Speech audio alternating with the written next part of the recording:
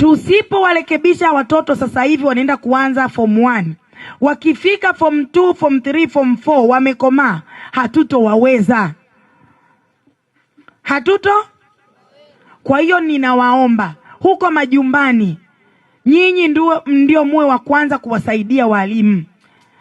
Watoto muda mwingi wanakaa mashuleni, wanafundishwa na walimu wanafanyaje. Wakirudi nyumbani, wazazi, walezi, msione kama watoto ni mizigo.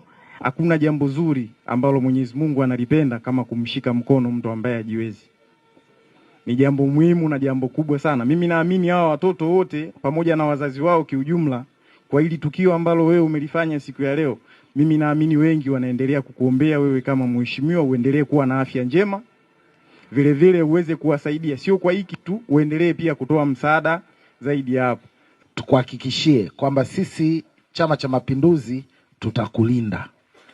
Kwa hiyo wewe chapa kazi, au wengine ambao wanakuwa na vijicho tuachie sisi. Hiyo itakuwa ni kazi yetu sisi kupambana nao, ili wewe ufocus na mambo haya ya maendeleo ya wananchi.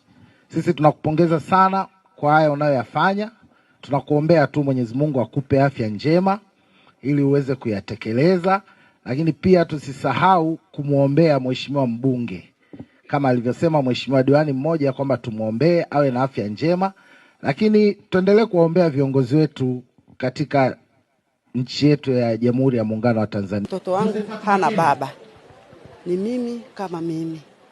Mimi ndo mama, mimi ndo baba. Nikizunguka huku, nikizunguka kule, sikuweza kuhimia. Ndicho maana nimekuja hapa na ninamshukuru mbunge. Ninamshukuru sana.